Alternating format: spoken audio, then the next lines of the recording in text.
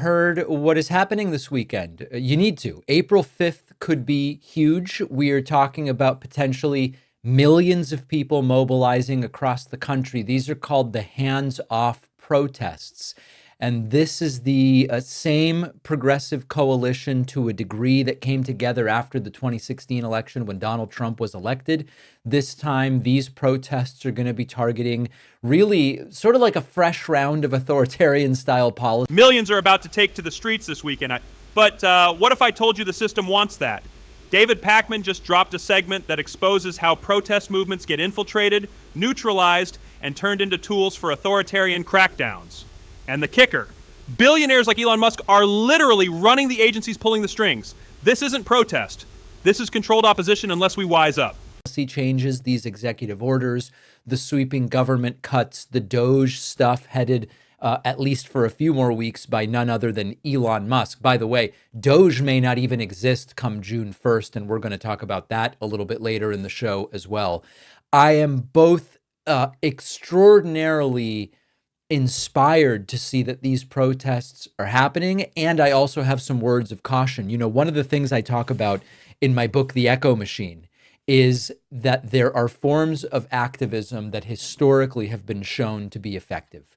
When mass rallies happen in urban centers, especially numerous urban centers across the country, they get noticed. And this is one of the most effective forms of protest historically. We vote.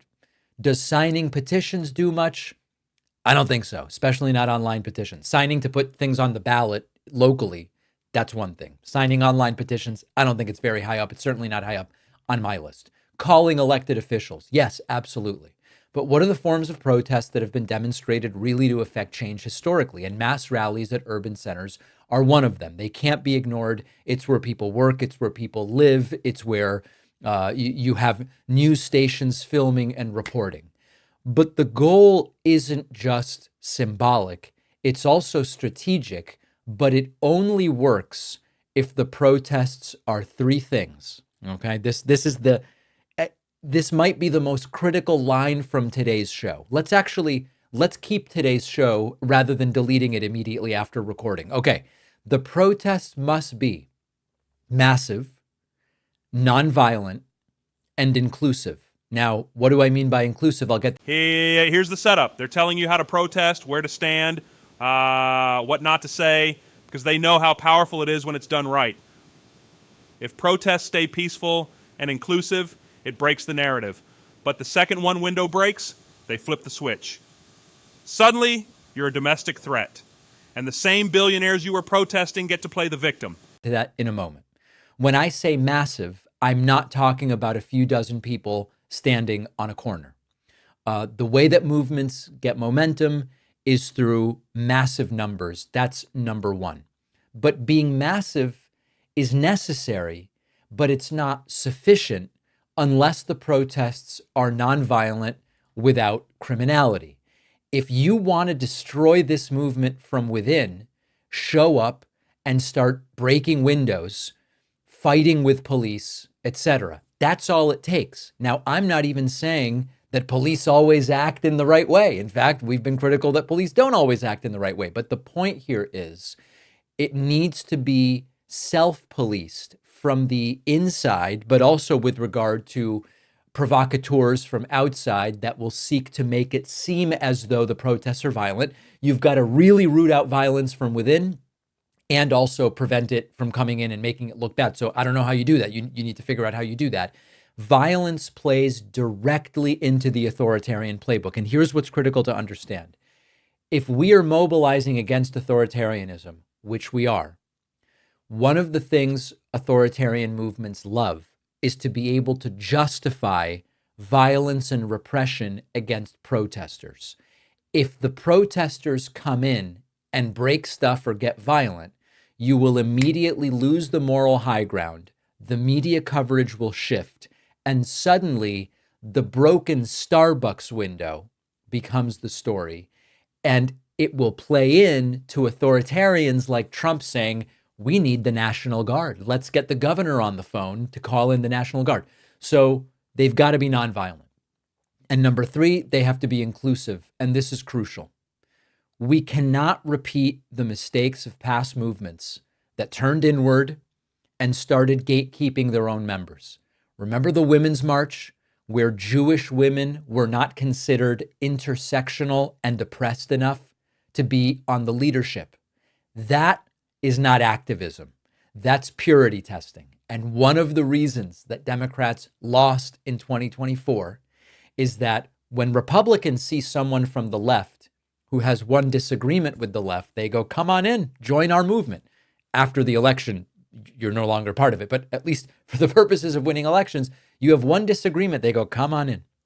What we see on the left too often is you have one disagreement, we're not part of the same movement. This right here is the self-sabotage that kills every people-powered movement. The right welcomes you with open arms if you agree on one thing. The left, one disagreement and you're out. It's not activism, it's ego-driven purity politics. The system loves this. It keeps you divided, keeps them in power. I don't want your votes. I don't want your votes. And that's a disaster. So if you care about civil liberties, if you care about democracy, if you don't want to hand the country over to a billionaire running a fake government agency and cutting everything, then you're in, period. And that's really the way that it should be. That's what solidarity looks like. So something big is happening this weekend. If you're going, be smart, bring people with you. If you're not going, there will be many ways to amplify what's going on online, make noise online. And this could be the beginning of a major inflection point in 2025, or it could end up being a missed opportunity. It's up to us. I hope it's the former. Let me know if you're going. info@davidpakman.com. We occasionally see honesty from elected officials. And one of the little bits or scraps of... That's the fear creeping in, Mike, and it's valid, because we've seen how these movements get flipped. BLM had momentum, and then came the looting narrative. Occupy Wall Street had the right target, until the media painted it as chaotic and disorganized. The question isn't whether to protest.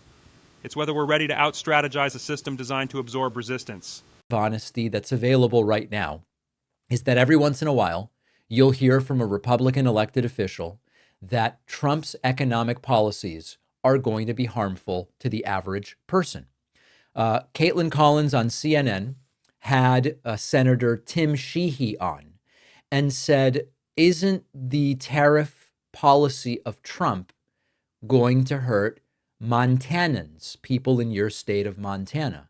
And Sheehy acknowledged, yes, but it's only going to be short term. Let's take a listen. Argument that maybe there's short-term pain but long-term gain here. But you just mentioned some of those countries. I mean, I was looking at the numbers. 95% of Montana's imported goods come from Canada, Mexico, and China. Is this going to hurt people in your state, you think? There's absolutely going to be short-term pain. The president's been clear about that. Everyone has. I mean, if you're going to remodel your house to make it better in the end, it's going to be really annoying in the short term when your house is getting remodeled. And there's drywall dust everywhere and there's workers in your living room. The reality is that remodel has got to happen in order to make things stronger and more stable on the back end. We've had generations now of countries taking advantage of the strong American economy, the strong American workforce. Yeah.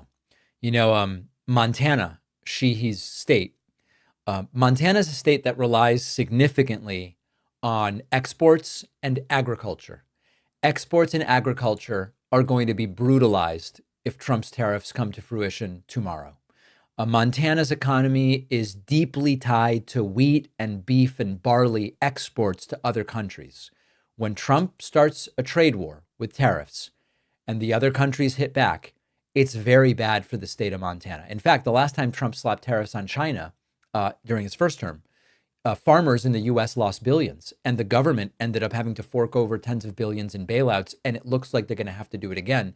And most of it was over the agriculture sector. There is one other clip I want to play for you here as to the question of, are you going to have to bail out the farmers? But on tariffs themselves, do you expect that you as a member of Congress will have to vote to bail farmers out? I mean, we're going to be there for them if we have to be. And you would go bigger than $28 billion if you need to? I mean, we don't have a metric on it yet. I mean, the landscape is just different than what it was last time. But I mean, we have to protect our egg sector. I mean, we have to be able to feed our country. So listen, Montana's wheat exports to Asia, they've already been hurt by previous trade wars. Tariffs simply raise the cost of everything. They also raise the cost for equipment. So not only is there a trade war with regard to the finished product, You also have the issue of tractors, irrigation systems, storage bins, fertilizer. All of this stuff relies on imported materials, and it's all going to cost more. So not only will they make less money from their exports, they're going to be spending more to operate. This is really not short-term pain for long-term gain. It's just pain. Now, contrast this with an example of economic pain that does lead to benefits. So I'll give you an example. Transitioning to clean energy, renewable clean energy. Yes, building solar farms, building out the wind infrastructure, there are upfront costs. There will be people in the fossil fuel world who in the short term would be hurt by a complete and total transition to clean renewable energy. Over time, it will lower energy costs, it will create local jobs, it will create industries, and it will make the country more secure by reducing our dependence on foreign oil. That's a legit.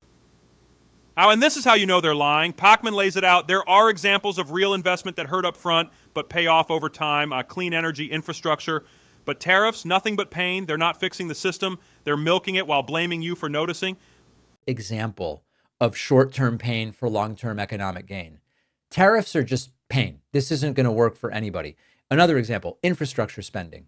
When you do infrastructure spending, it's expensive. It's slow. People say the bridge is down. I've got to take an inconvenient route to work. The highway is under repair. There's traffic, this sort of thing. But you get better roads, you get better internet, you get better transit, and you do create jobs that then pay dividends for decades. Those are examples of short-term pain for long-term gain. Trump's tariffs, just flat blanket tariffs, they make everything more expensive. Groceries cost more, tools will cost more, clothing. It doesn't fix anything. It's just pain. And Tim Sheehy, as a senator for Montana, is going to have to go back and explain to his constituents why this is actually good for them, even when it isn't. He'll come up with something, but it doesn't seem like anybody's buying it. Trump's economic approval in the toilet. We'll talk about that.